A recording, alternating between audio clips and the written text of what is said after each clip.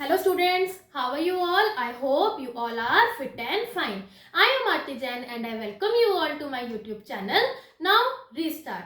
Students, हमने class 7th का chapter light start किया हुआ है, जिसके अंदर हमने प्रीवियस वीडियो में introduction of light, reflection of light, various terms related to reflection, जैसे कि आपके angle of incidence, angle of reflection, incident ray, reflected ray, normal ray, point of incidence, ये सभी स्टडी किए थे। इसके अलावा हमने diffused reflection and regular reflection के बारे में, रियल एंड वर्चुअल इमेजेस के बारे में भी स्टडी किया था। आई होप आप सब लोगों ने उसकी अच्छे से रिवीजन की होगी।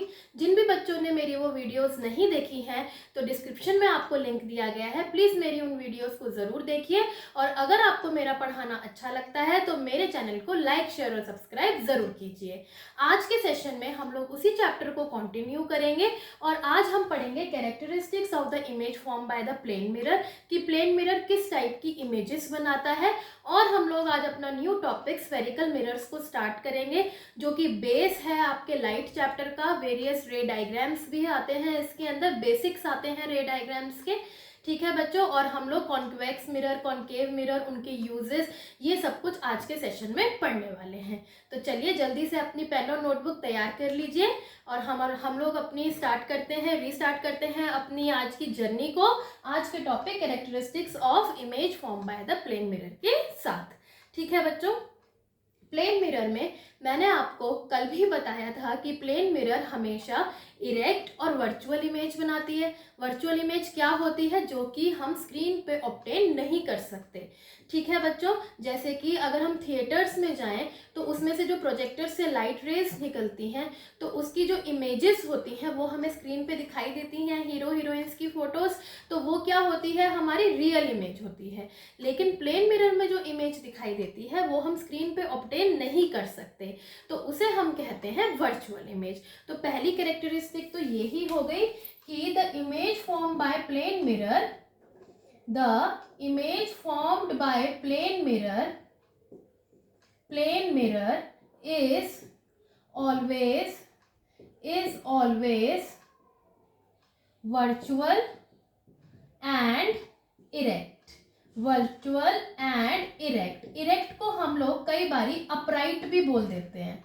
क्या बोल देते हैं बच्चों? अपराइट इमेज भी बोल देते हैं। आपको सारी ही टर्म्स पता होनी चाहिए, ठीक है, इसीलिए आप लोग ब्रैकेट में लिख सकते हैं इरेक्ट की जगह अपराइट। ठीक है, अगला आता है इसका कि the image formed by plane mirror is of the same size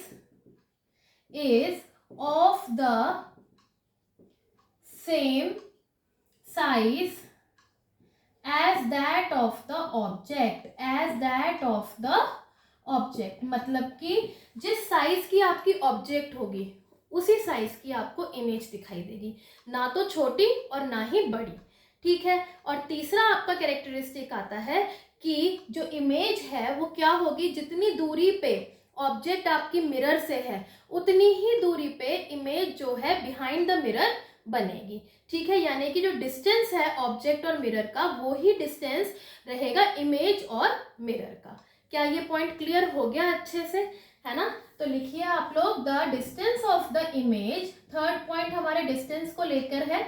the distance of the image behind the mirror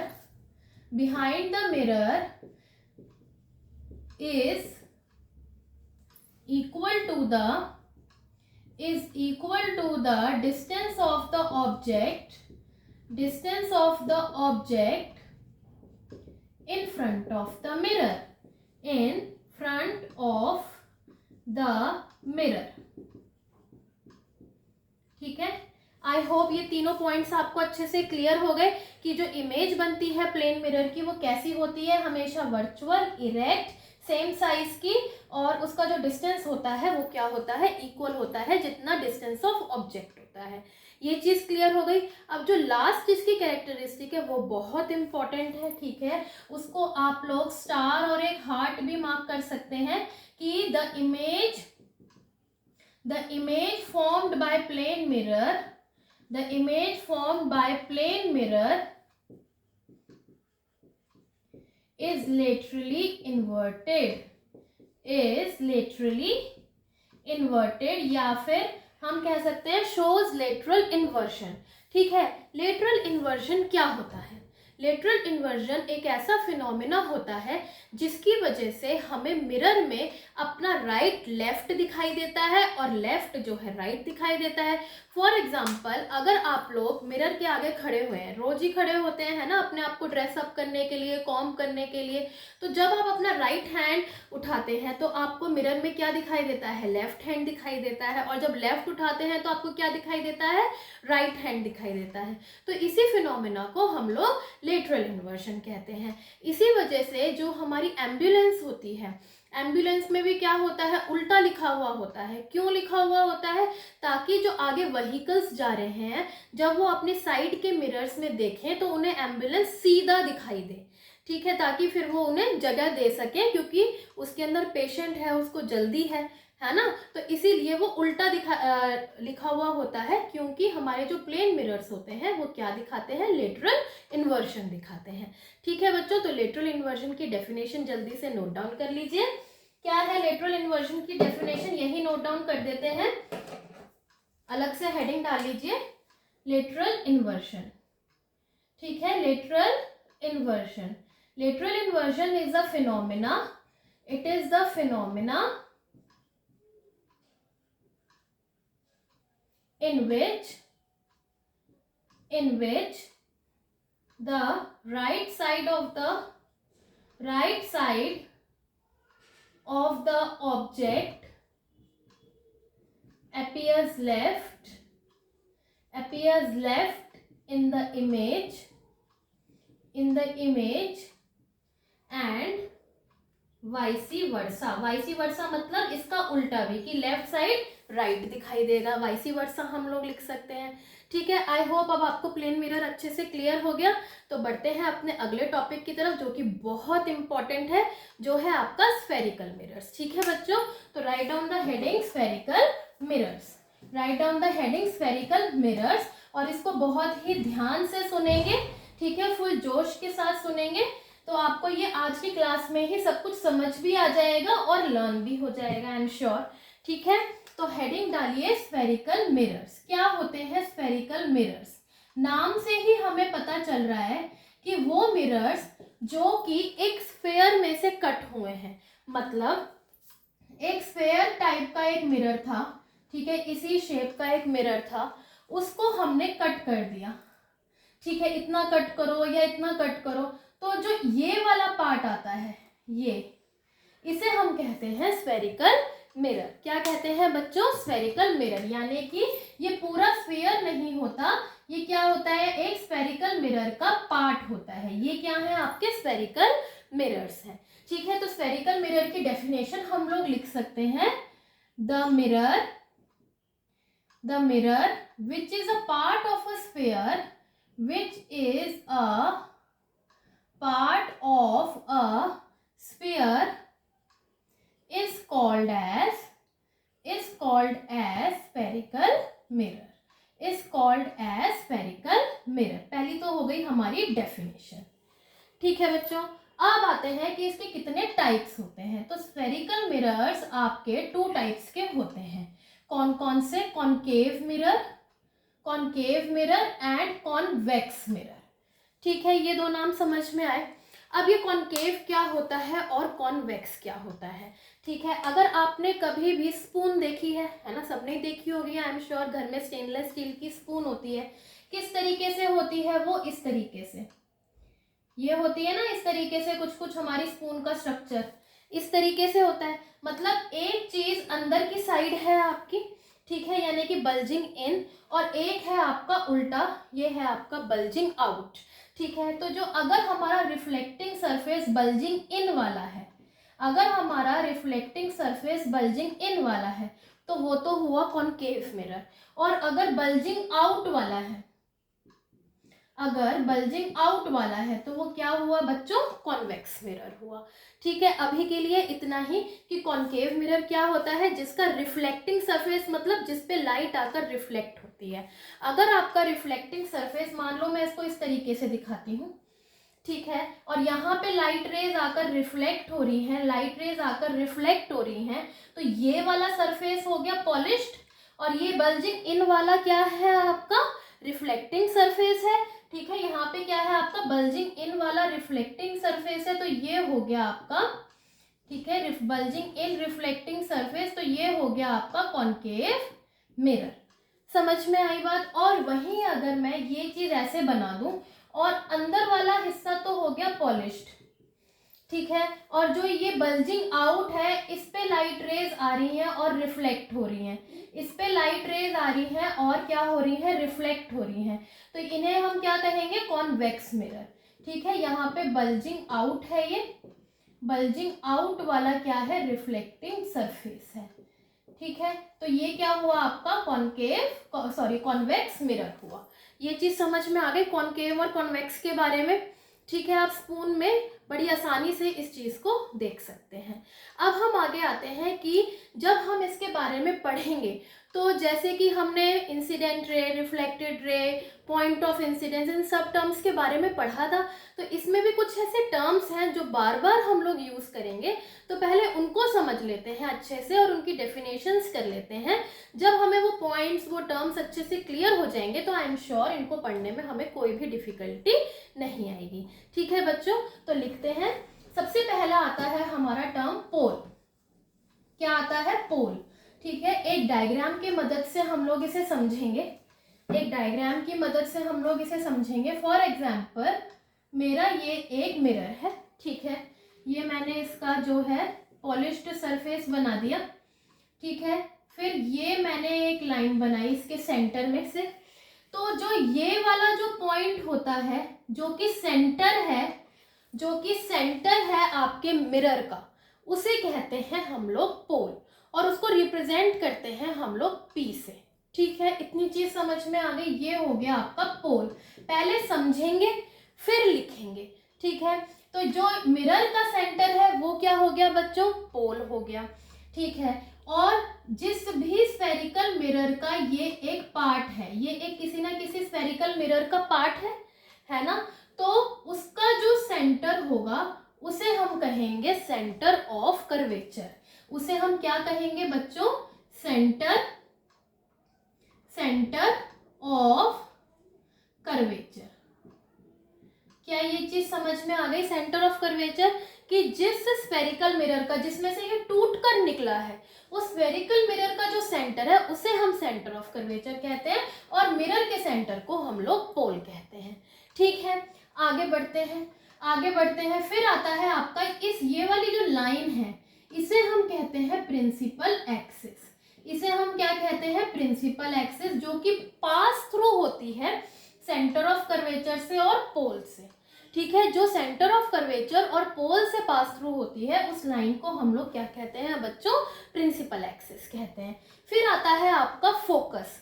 focus क्या होता है, मान लो हमारी लाइट रेज ऐसे आ रही है, ठीक है, ये पैरेलल लाइट रेज आ रही है, ये चीज समझ में आ रही है, ये पैरेलल लाइट रेज हमारी आ रही है।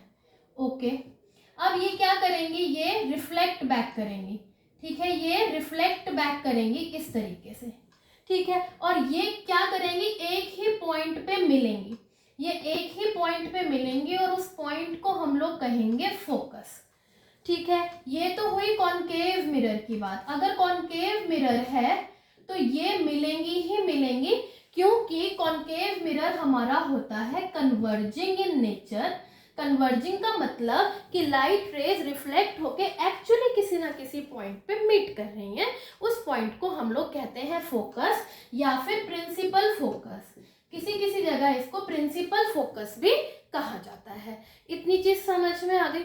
मान लो अगर मेरे पास कॉन्वेक्स मिरर होता, मेरे पास कॉन्वेक्स मिरर होता, ये है मेरा कॉन्वेक्स मिरर। ठीक है, अब अगर मैं इसमें इसको पोल लूं, ये मेरा प्रिंसिपल एक्सिस है, यहाँ पे सेंटर ऑफ कर्वेचर है, ये लाइंस आ रही हैं पैरेलल। ओके, ये लाइंस इससे भी पैरेलल आ रही हैं, तो जो इसका नेचर होता है वो होता है डाइवर्जिंग। डाइवर्जिंग नेचर होता है, मतलब कि लाइट जो है इस डायरेक्शन में रिफ्लेक्ट बैक करेंगी ऐसे। ठीक है, इस तरीके से ये रिफ्लेक्ट बैक करेंगी, मतलब ये कहीं मिल नहीं रही, एक्चुअली में ये कहीं पे भी मीट नहीं कर रही, बल्कि ये क्या करती है, मिरर के बिहाइंड जाकर अपीयर ऐसे लगता है कि जैसे कि ये मीट कर रही हैं, but they are not actually meeting, यानी कि they appear to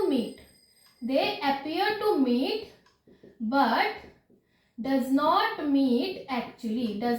actually meet. ये चीज समझ में आ गई।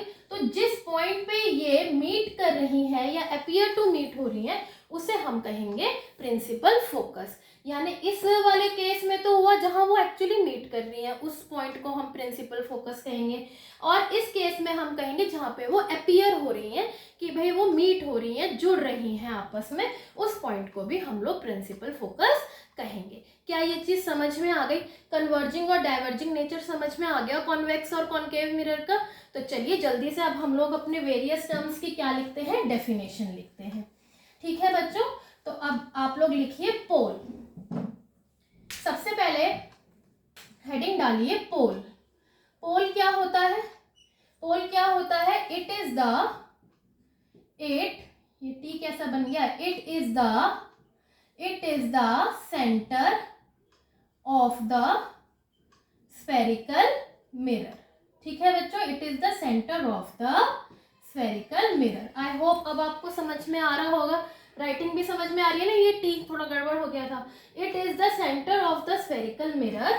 दूसरा आता है आपका, और इसके साथ साथ सिंबल्स भी लिखते जाइए कि हम इसको किससे रिप्रेजेंट करते हैं, है ना, क्योंकि ये आपके बेसिक्स चल रहे हैं। जितने अच्छे आपके नोट्स होंगे उतनी ही अच्छी आपकी रिविजन भी होने वाली है। अब हम आते हैं अगला, सेंटर ऑफ कर्वेचर।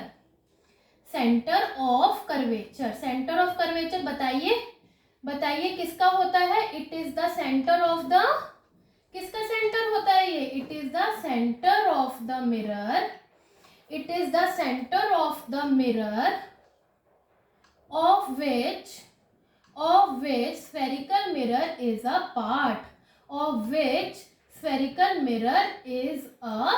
part, ठीक है, उस मिरर का सेंटर, जिसका स्फेरिकल मिरर एक टुकड़ा है, एक पार्ट है। ये चीज क्लियर हो गई। नाउ द थर्ड पॉइंट हमने क्या पढ़ा था? Principal axis. ठीक है, तो प्रिंसिपल एक्सिस क्या होता है? प्रिंसिपल एक्सिस, है ना, इसको हम लोग किसी भी सिंबल से डिनोट नहीं करते, सिंपल प्रिंसिपल एक्सिस लिखते हैं कि it is an imaginary line. ये होती नहीं है, ये एक इमेजिनरी लाइन होती है। It is an imaginary line which passes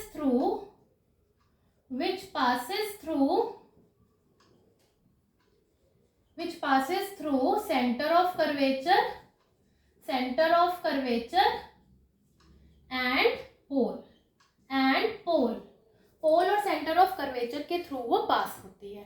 समझ में आ गई इतनी बात? अगला लास्ट पॉइंट है प्रिंसिपल फोकस, जो कि थोड़ा सा इंपॉर्टेंट है। प्रिंसिपल फोकस जिसको हम डिनोट करते हैं कैपिटल एफ से। जिसको हम किससे डिनोट करते हैं बच्चों? कैपिटल एफ से। तो प्रिंसिपल फोकस क्या होता है? It is a point on a principal axis. जो चीज आपने देखी, साइंस में यही सबसे बड़ा फायदा है कि जो चीज आप देख रहे हो वही चीज आप लोग लिख रहे हो। ठीक है, तो it is a point on the, कहाँ पे है ये point? On the principal axis. It is a point on the principal axis where the parallel light rays, parallel आती है ना सारी light rays, the parallel light rays parallel to principal axis, और वो प्रिंसिपल एक्सिस के भी parallel होती हैं, parallel to principal axis after reflect होने के बाद, after reflecting either meets at that point or appear to meet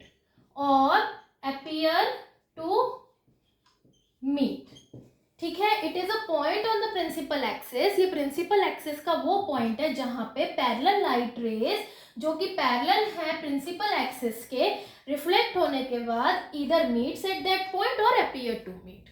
ठीक है, ये होता है हमारा प्रिंसिपल फोकस। आई होप ये वाली सारी टर्म्स जो कि मोस्ट इम्पोर्टेंट थी आपको अच्छे से क्रिस्टल क्लियर हो गई होंगी, है ना। कोई भी डाउट अगर है तो मुझे कमेंट सेक्शन में ज़रूर बताइएगा। अब हम आगे बढ़ते हैं। The images form by the concave and convex mirror, कि अब हम अपनी असली बात पर आते हैं कि जो हमें सीखना था कि कॉन्केव मिरर और कॉन्वेक्स मिरर किस टाइप की इमेजेस बनाते हैं। ठीक है, तो सबसे पहले बात करते हैं हम कॉन्केव मिरर की। ठीक है, कॉन्केव मिरर, कॉन्केव मिरर किस टाइप की इमेज बनाता है? Image formed bye concave mirror. ध्यान से समझेंगे इस टॉपिक को। इसमें क्या है कि जब हम कॉन्केव मिरर में हम कोई भी ऑब्जेक्ट रखते हैं उसके सामने, तो क्या होता है कि आपकी इमेज हमेशा रियल, इन्वर्टेड बनेगी, ठीक है, और स्मॉलर इन साइज बनेगी। तीन चीज याद रखनी है, रियल बनेगी, इन्वर्टेड बनेगी और स्मॉलर इन साइज बनेगी। यानी कि अगर आप स्पून में बल्जिंग इन वाले पोजीशन पे देखते हैं, बल्जिंग इन वाला जो आपका पोर्शन होता है उसके अंदर देखते हैं, जो कि आपका कॉन्केव मिरर का काम करता है, तो उसमें आपकी जो इमेज है, मान लो आप अपनी शक्ल देख रहे हैं, वो उल्टी दिखाई देगी। कभी करके देखिएगा घर पे, वो आपको क्या दिखाई देगी? उल्टी दिखाई देगी, इन्वर्टेड पोजीशन में दिखाई देगी। लेकिन इसमें एक एक्सेप्शन है। क्या है एक्सेप्शन? कि जब हम अपनी ऑब्जेक्ट बहुत पास ले आते हैं, मिरर के बहुत पास ले आते हैं, तब क्या होता है, मतलब पोल और फोकस के बीच में ले आते हैं, तब क्या होता है, हमारी सारी कैरेक्टरिस्टिक्स पे पानी फिर जाता है और हमें मिलती है virtual, erect and magnified image. ठीक है, यानी रियल की जगह वर्चुअल हो जाता है, इन्वर्टेड की जगह इरेक्ट हो जाता है और स्मॉलर की जगह मैग्नीफाइड इमेज हो जाता है। समझ में आ गई बात? तो ये केस हम पढ़ेंगे। ठीक है, तो चलिए जल्दी से रे डायग्राम की हेल्प से मैं आपको इस चीज को क्लियर कर देती हूँ। ठीक है, मान लीजिए ये हमारा एक कॉन्केव मिरर है। ठीक है, ये हमारा कॉन्केव मिरर है। ठीक है बच्चों, ये है मेरा प्रिंसिपल एक्सिस, ये है पोल, ये है मान लीजिए फोकस और ये है सेंटर ऑफ कर्वेचर। ठीक है, मान लो मेरी कोई ऑब्जेक्ट है यहाँ पे, ये है मेरी ए बी। ठीक है, तो इसमें जब हम रे डायग्राम्स बनाते हैं तो इसका रूल है कि जो लाइट रे पैरेलल जाएगी वो फोकस से ही पास थ्रू होगी। जो लाइट रे पैरेलल जाएगी वो फोकस से पास थ्रू होगी, पहला रूल। ठीक है, दूसरा रूल, जो फोकस से होते हुए जाएगी वो कैसी हो जाएगी बच्चों? पैरेलल हो जाएगी। ठीक है, वो कैसी हो जाएगी बच्चों? पैरेलल हो जाएगी, इस तरीके से। ठीक है, ये हो गई हमारी पैरेलल। तो यहाँ पे ये मीट कर रहे हैं, मतलब आपकी इस तरीके की कुछ इमेज बन गई है ना। मेरे हिसाब से गड़बड़ हुआ है कुछ, ये आपका मैं दोबारा से बना देती हूँ। यहाँ पे सेंटर ऑफ कर्वेचर है, ये है ऑब्जेक्ट, ये है प्रिंसिपल एक्सिस, ये लाइट रे गई और ऐसे गई, और यहाँ ये आपका फोकस है, जो फोकस से जाएगी वो इस तरीके से जाएगी। अब तो क्लियर है? अब तो क्लियर है। तो यहाँ पे ये मीट कर रहे हैं, यहाँ पे मीट करेगी, तो इसका मतलब इमेज कैसी बनेगी हमारी? इस तरीके से बनेगी, जहां मीट करेगी वहीं पे एरो होगा। तो आप देख पा रहे हैं कि जो मेरा बॉटम था वो यहाँ आ गया बी डैश और एरो आ गया मेरा यहाँ ए डैश।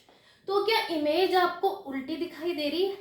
दिखाई दे रही है ना उल्टी, और थोड़ी सी छोटी भी है साइज में। अगर आप देख पा रहे हैं तो साइज में थोड़ी सी छोटी भी है, यानी कि ये जो इमेज है वो कैसी बनी आपकी? Real, inverted and smaller in size, smaller in size. ठीक है, अगर हमारा ऑब्जेक्ट, पहला केस है ये हमारा case 1, when object is at a distance, when object is placed at distant point. ठीक है, distant point.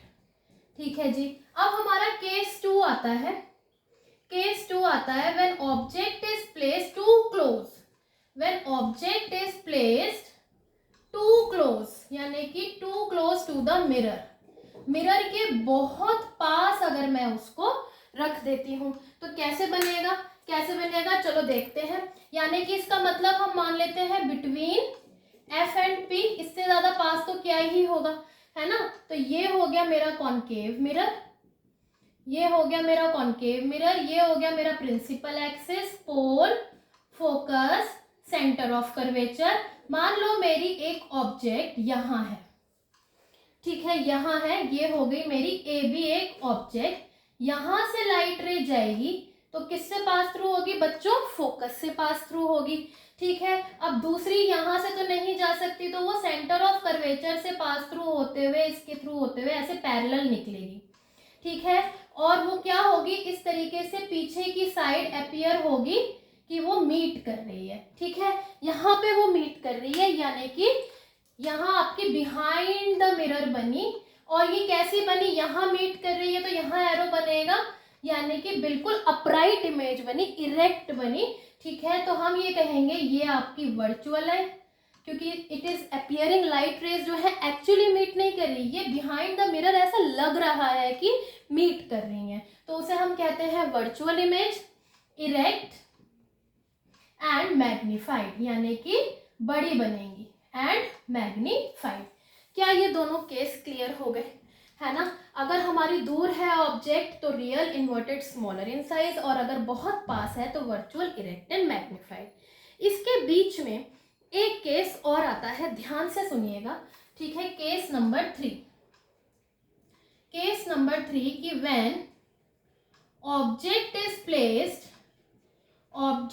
Placed between focus and centre of curvature, मतलब ना तो बहुत ज़्यादा दूर है और ना ही बहुत ज़्यादा पास है। जैसे इसमें सेंटर ऑफ कर्वेचर से भी दूर थी तो काफ़ी दूर हो गई, जितनी दूर जाते जाएंगे इमेज उतनी छोटी होती जाएगी, इमेज उतनी ही ज़्यादा क्या होती जाएगी बच्चों, छोटी होती जाएगी।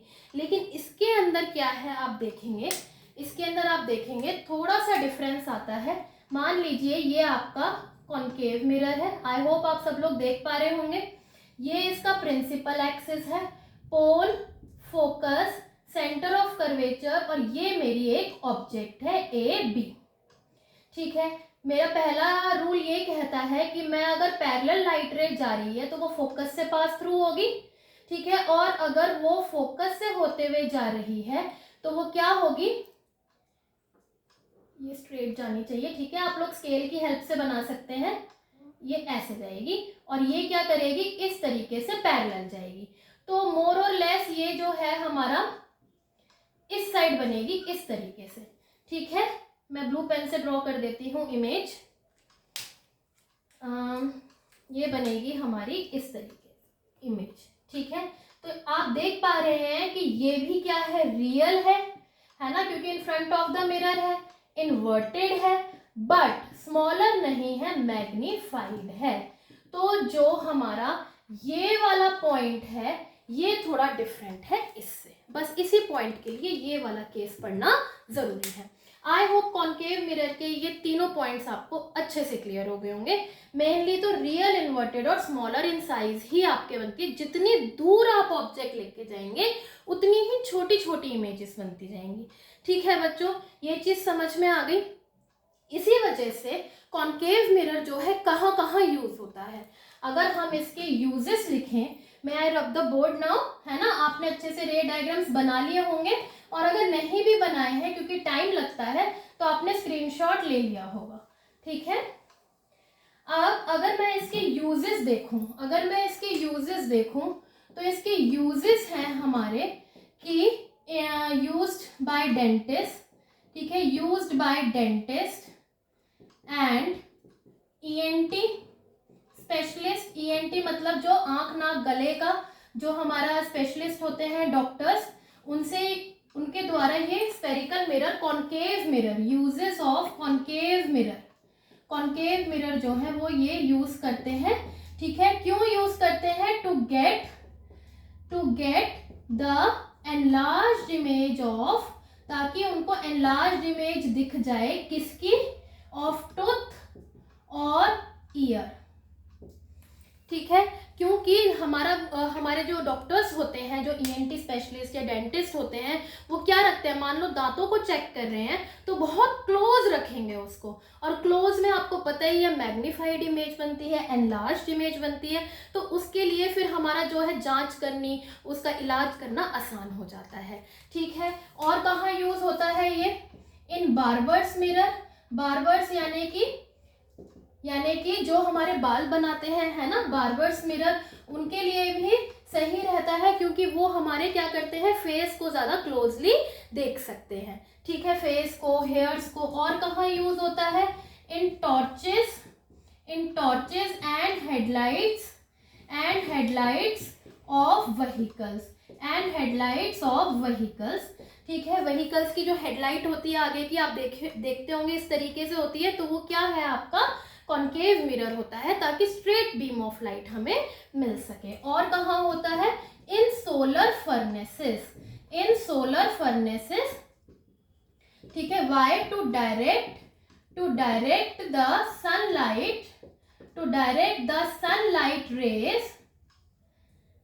Sunlight rays at a particular point.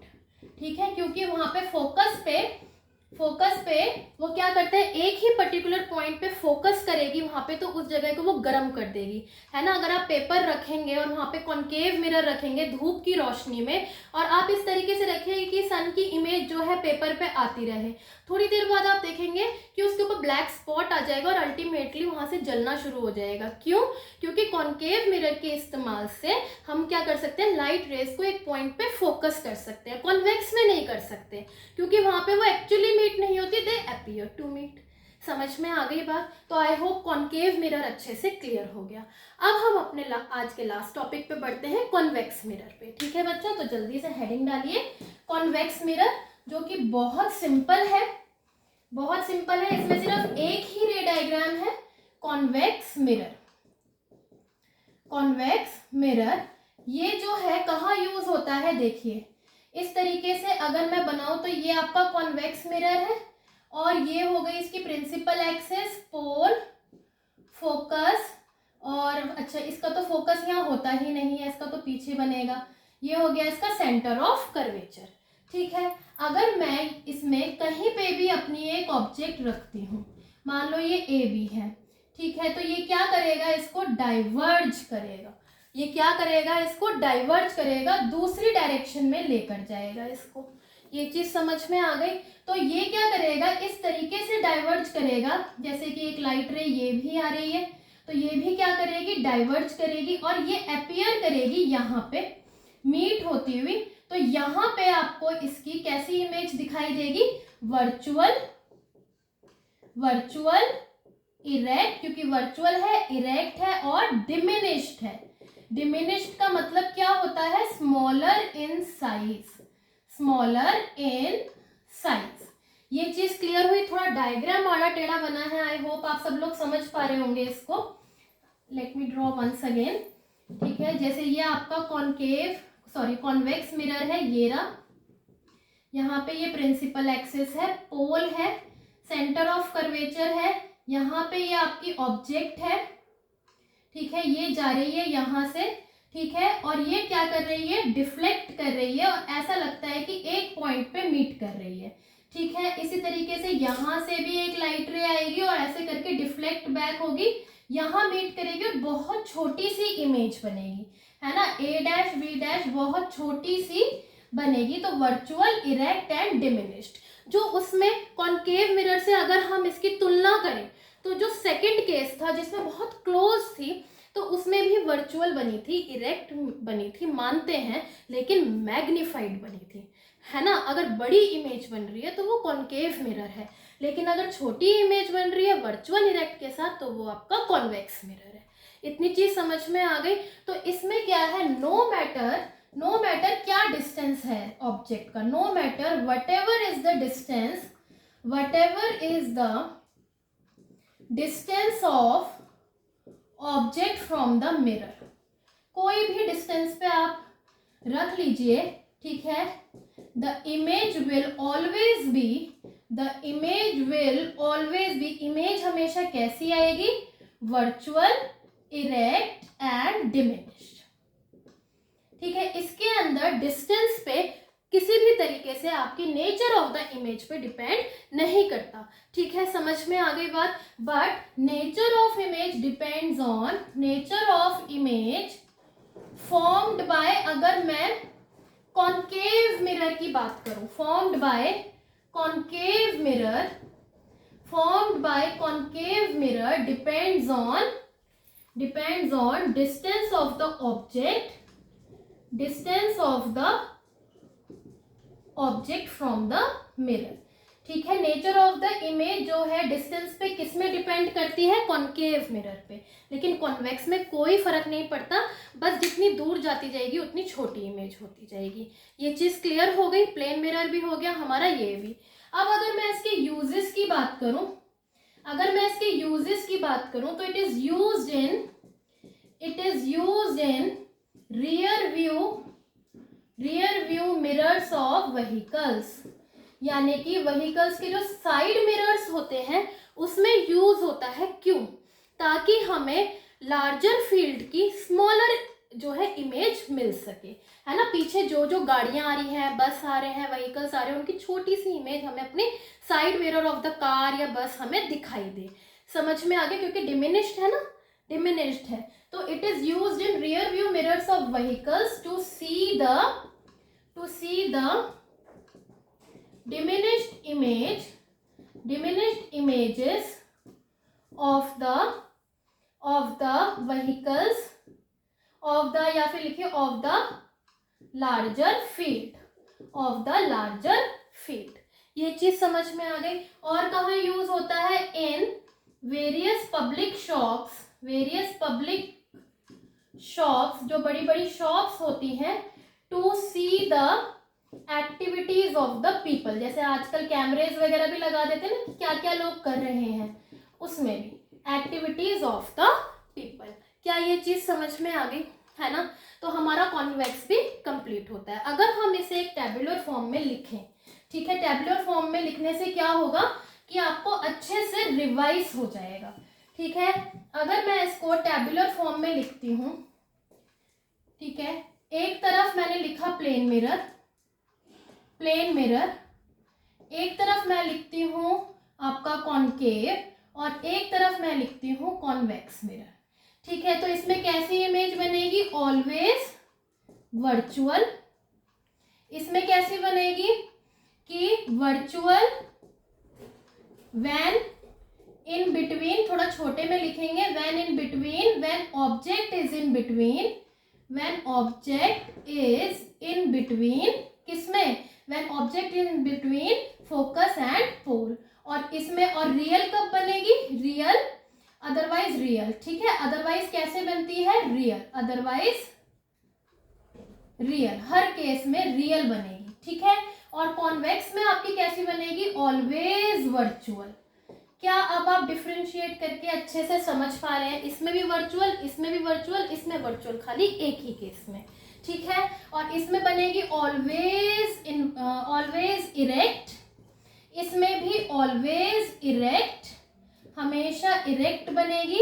इसमें कैसे बनेगी, erect when object is in between, when object is in between, ये BW का मतलब बच्चों बिटवीन है, between F and P, otherwise inverted. ठीक है, लास्ट हम लोग करेंगे कि always same size as that of the object, always same size as that of the object. Plane mirror में हमेशा सेम साइज की इमेज मिलती है as that of the object. और यहाँ पे ऑलवेज डिमिनिश्ड, हमेशा छोटी मिलेगी। ये तो भाई एक ही जगह टिके रहने वाले बंदों में से हैं, पर कॉन्केव थोड़ा लफड़ा कर देता है, थोड़ी गड़बड़ कर देता है कि magnified when object is in between F and, अच्छा यहाँ P नहीं लिखा, F and P, and also when in between, एक और केस था ना, when in between F and C, but but otherwise diminished. ठीक है, अदरवाइज का मतलब और सारे केस में, बट अदरवाइज डिमिनिश्ड। क्या ये टेबुलर फॉर्म से कुछ हेल्प हुई, है ना? क्या ये टेबुलर फॉर्म से कुछ हेल्प हुई? तो आई होप आज का लेक्चर आपके लिए काफ़ी हेल्पफुल रहा होगा। कोई भी डाउट आता है मुझे कमेंट सेक्शन में ज़रूर बताइएगा। इस टॉपिक को अच्छे से ज़रूर रिवाइज करिएगा। बिना रिवीजन के बच्चों इसमें कुछ नहीं हो सकता, तो आपको रिवाइज ज़रूर करना पड़ेगा। ठीक है, मिलते हैं आपसे अगले सेशन में, जिसमें हम लोग पढ़ेंगे आगे ही इन स्फेरिकल मिरर्स के बारे में ही, और क्या क्या हम लाइट में पढ़ सकते हैं। ठीक है, स्पेक्ट्रम आएगा हमारा, ठीक है, डिस्पर्शन आएगा, स्पेक्ट्रम आएगा। मिलते हैं आपसे अगली वीडियो में, तब तक के लिए खुश रहिए, स्वस्थ रहिए, मस्त रहिए और पढ़ते रहिए। Bye bye students.